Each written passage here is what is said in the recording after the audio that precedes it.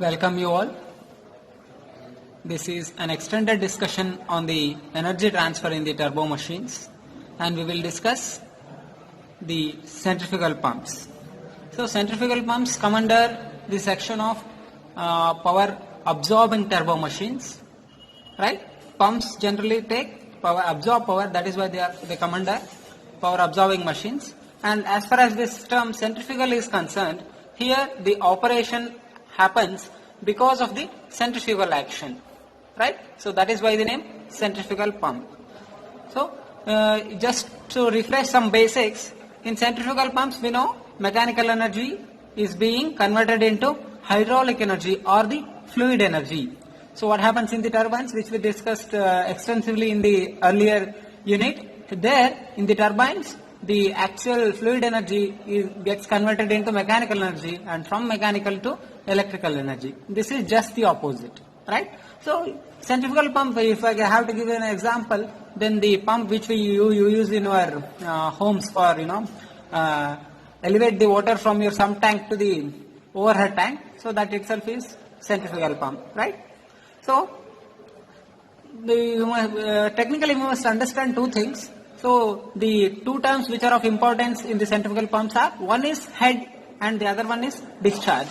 So basically pumps are always used for these two purposes, either for to generate head or to develop discharge, right? So both are having certain correlation. We will discuss them when we go into the discussion, right? Now just to understand the simple working of the centrifugal pump, let this be a rotor which is mounted upon the shaft, okay, and these are the blades which are mounted on the impeller. Generally rotor here is called impeller, okay. So the rotor, which all this while we called it as rotor, right? So that rotor on which the energy transfer takes place is called impeller. It is just the name difference in case of centrifugal pumps. So these are the vanes, right? So this is the shaft on which there is this impeller mounted, and on the impeller there are these blades, right? So if there is fluid in the sump, for example, then what happens when you supply the power here, shaft rotates. Just because the shaft rotates, the impeller also rotates. When the impeller rotates, the blades will also rotate. When this rotation happens, what happens here is there is suction pressure generated, right? So here suction pressure is generated. That means when this suction pressure is generated because of the movement of this impeller, this sucks the fluid that is there below, right? So that pressure, here there will be vacuum creation, right? So that vacuum, the pressure difference, because of the pressure difference there will be movement of the fluid upward. Do you understand, right? So there is a fluid movement upward because of the vacuum that is created, and that is known as suction pressure here. And then the same will be let out with certain pressure known as delivery pressure.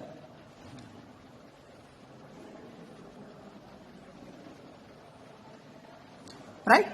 So here we deal with two pressures, suction pressure and delivery pressure, and both happen because of the centrifugal action, right? Since this rotor, the impeller is having certain blades which create the suction pressure and delivery pressure, this is known as the centrifugal pump. All this operation happens because of the centrifugal effect, right? This is the simple working of the centrifugal pump. Coming to the terminology of the centrifugal pump. Now as you can see, this is a representation of different terminologies that we use in the centrifugal pumps, right? If this is the centrifugal pumps which I have shown with impeller and blades, so let me say this, let this be the sump level. For example, I have a sump in my home, this is the sump level and this is the pump, and then this is the delivery or the tank or the overhead tank. So what happens when I supply power to the centrifugal pump, what happens, because of the suction pressure which is generated due to the centrifugal action here, the water gets sucked upwards, right? And then head is generated, right? Head is generated. Up to this point it is known as suction head, right? Then after this point till the delivery tank, it is known as delivery head, right? So because of the suction pressure, suction head is generated, and then because of the delivery pressure, delivery head is generated. Both are related, right? So now what are these different terminologies? So this HM is known as the manometric head. It is known as manometric head. So what is this manometric head? You can see using the diagram also, right? So manometric head is the overall head against which the pump works. You must understand that it is the overall head against which the pump works. So what happens? This is the actual head plus certain losses are there, right? So on the suction side there are certain losses due to friction which the pump has to overcome, right? That is known as HFS, that is the frictional losses on the suction side, plus Vs square by 2g. These are the losses because of the suction velocity, right? Then similarly on the delivery side we have HFD, which is the frictional losses on the delivery side plus Vd square by 2g. So the pump has to work against both these plus suction head and delivery head. That means it has to work against, that only means it has to develop that amount of head, right?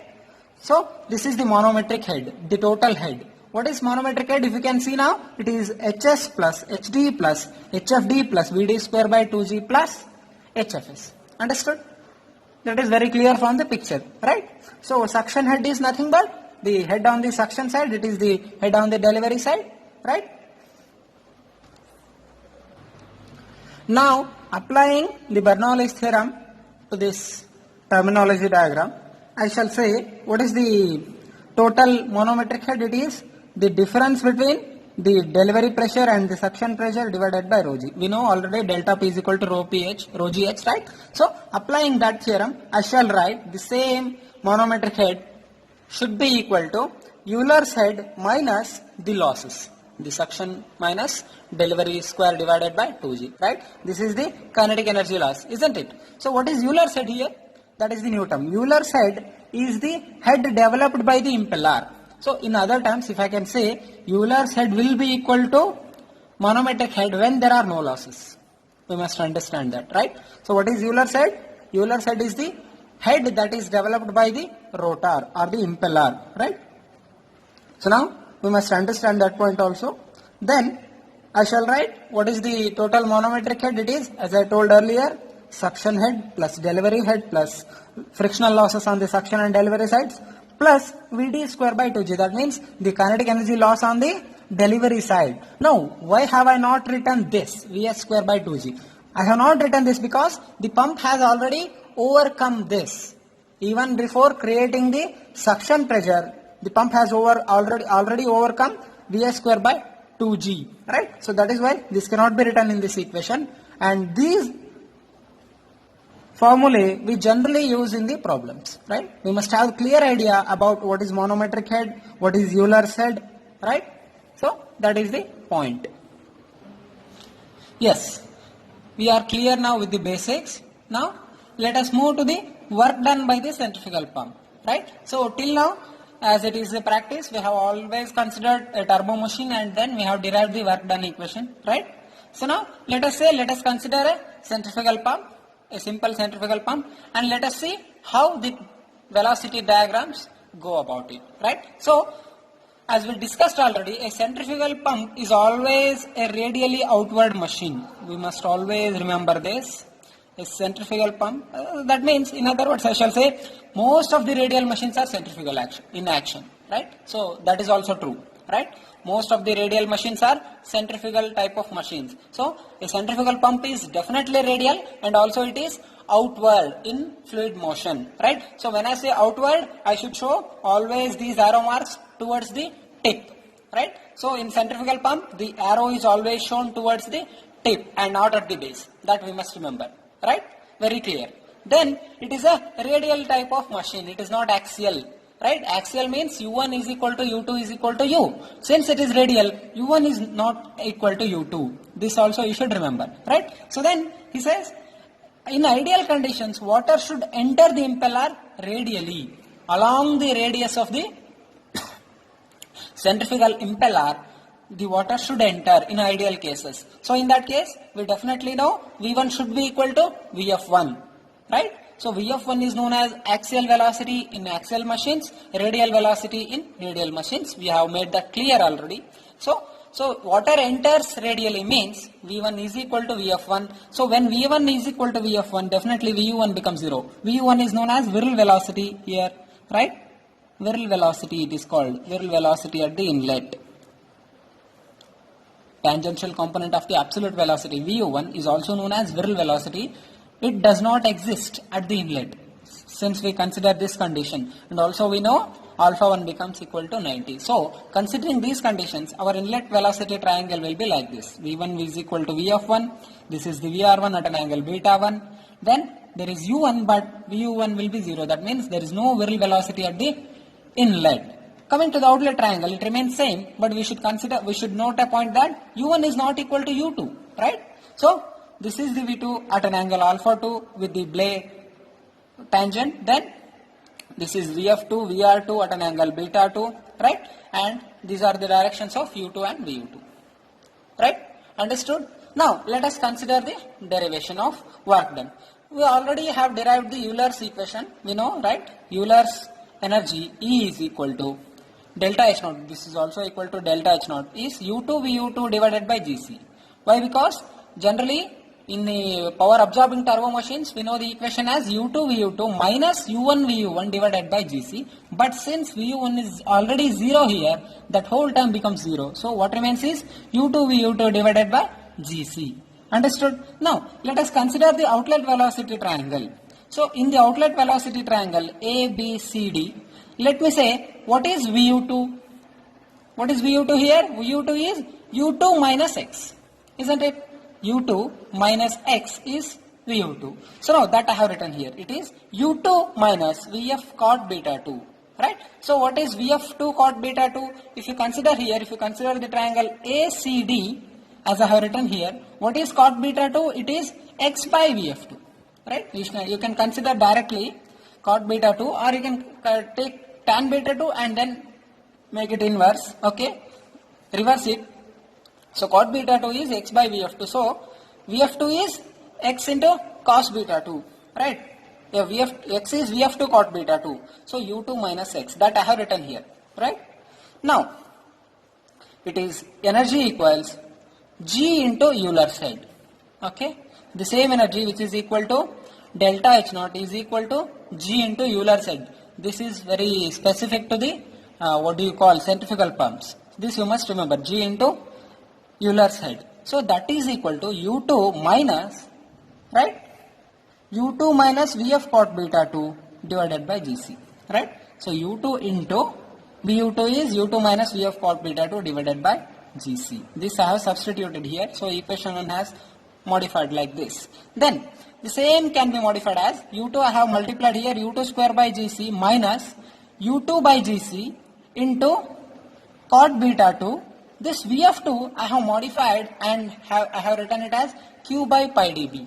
How I have written this? This Vf2, see here, we already know Q is equal to AF, right? This equation we are very familiar from the fluid mechanics days, right? So now, what is Vf here according to this? It is Q by AF, that means the discharge divided by flow area. What is this flow area? Flow area is pi into D into B, where D is the diameter and B is the width of the impeller, right? When 2 suggests it is at the outlet.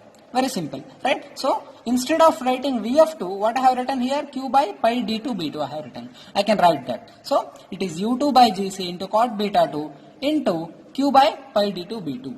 Is that clear? Let this be our equation number 2. Now again modifying the same equation in other terms, I can write Euler's head is equal to the total head developed by the impeller here. That itself is Euler's head is equal to U2 by G. This G I have taken this side and I have neglected Gc here. Gc is as I told you, we will consider only that as a conversion factor here throughout. So you will don't worry about the Gc, it is there, right? So this G I have written it this side. So U2 by G minus U2 cot beta 2 divided by pi D2 B2 into G multiplied by Q. I can write like that, isn't it? So now let me say this head, Euler's head, which is equal to the head developed by the impeller, should be equal to, let me say, K1 minus K2Q. What is that? K1 and K2 are constants here. Okay, K1 I have taken it as U1, U2 divided by G, which is my first constant K1. K2 is U2 cot beta 2 divided by pi D2 B2 into G. That is my second constant. Now observe this equation number 3.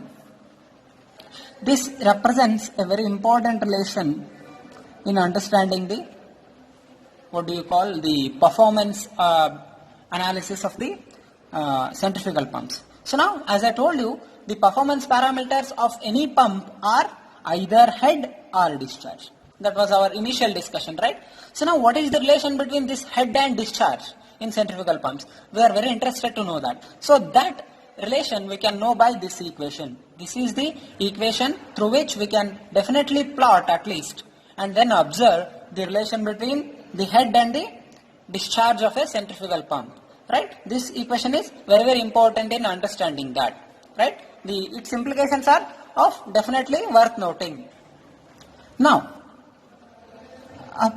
so taking equation 3 and plotting the HQ graph, right? So on the x-axis I have discharge in meter cube per second, right?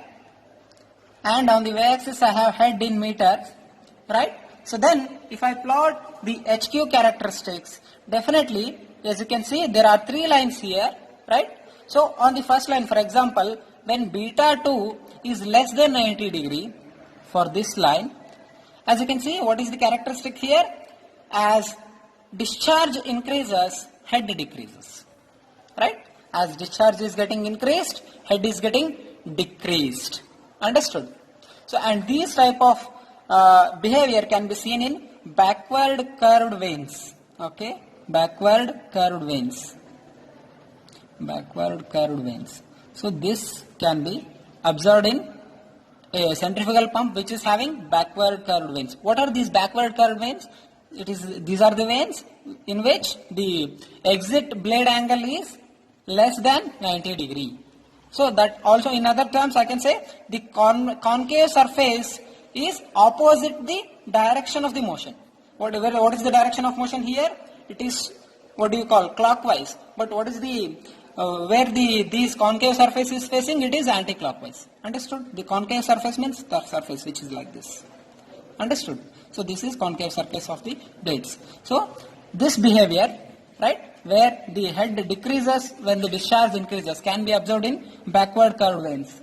Right? Similarly, there are radial veins in which the exit blade angle is 90 degree. There you can observe the head remains same even when you increase the discharge. So such kind of behavior can be seen in radial veins where the exit blade angle is 90 degree. Understood?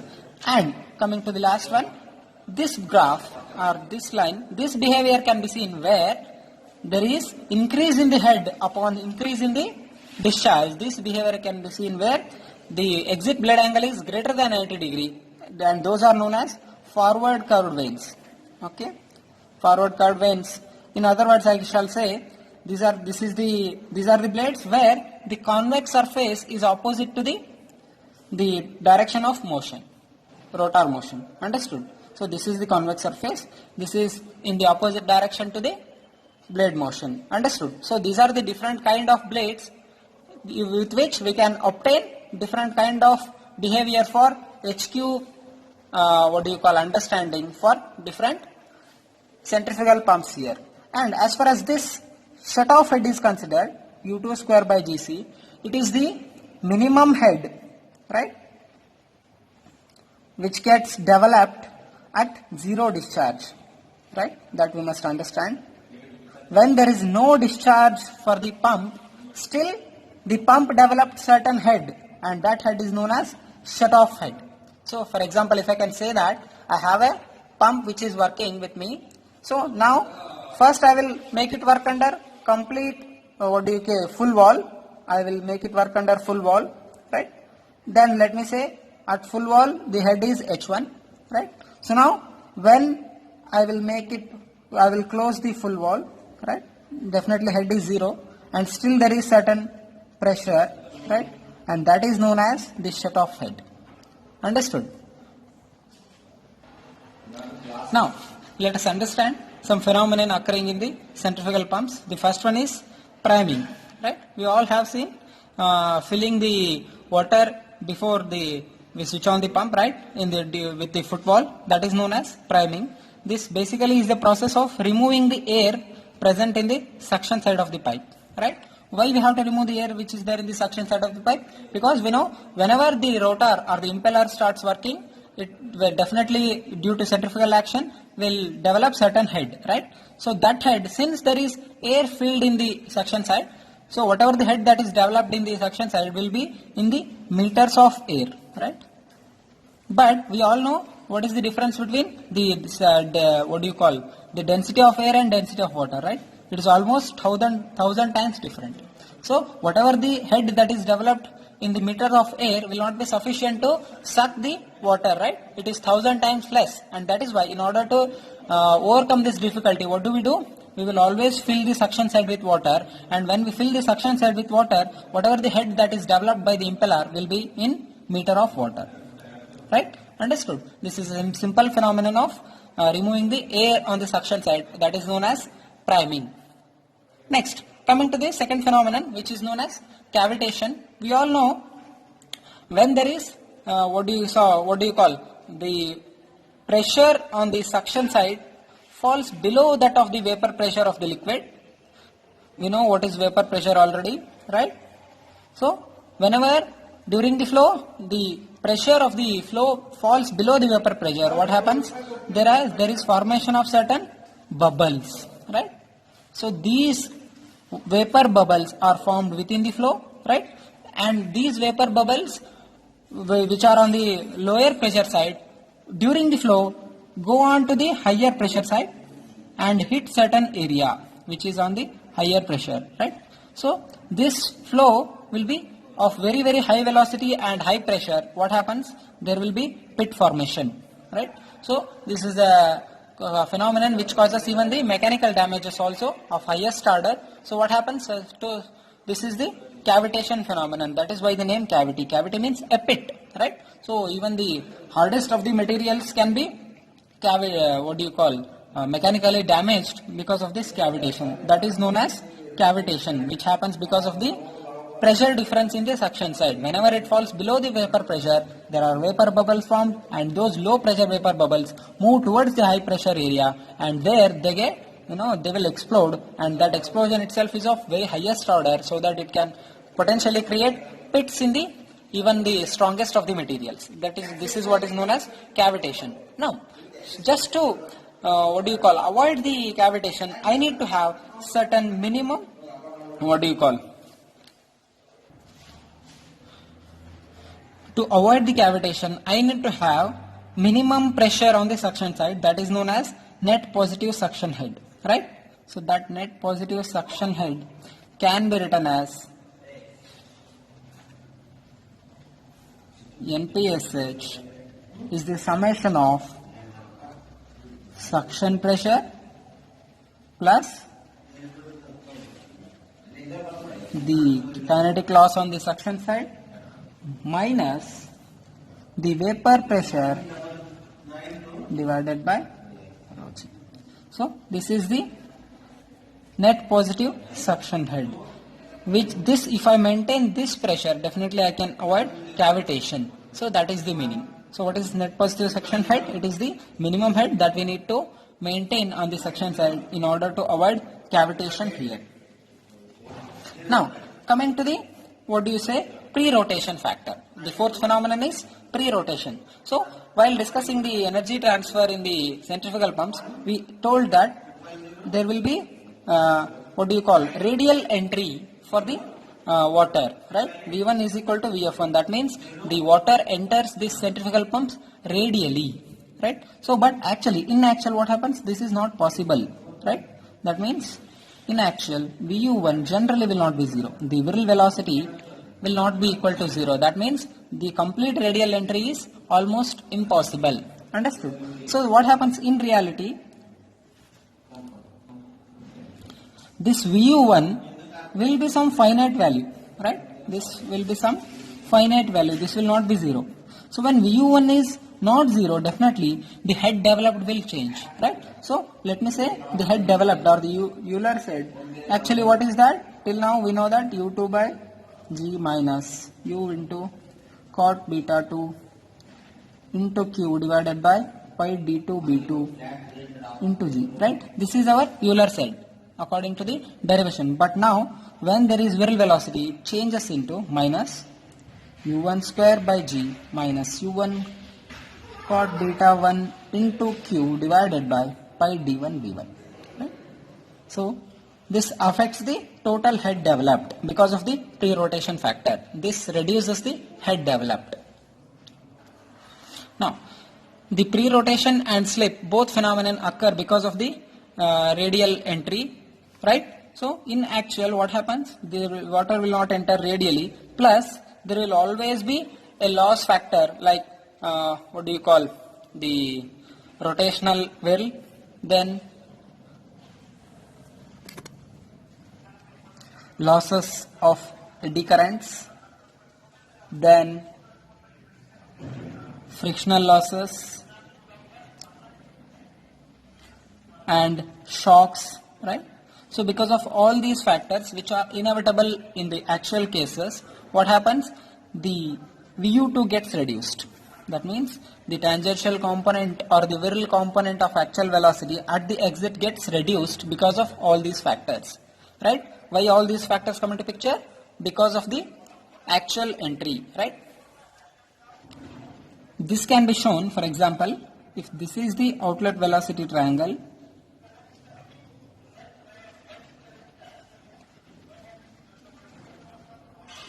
let this be the outlet velocity triangle for the actual case.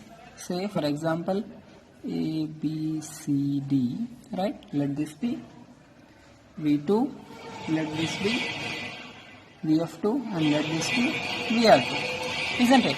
So now what happens when you consider the losses? The velocity triangle gets modified as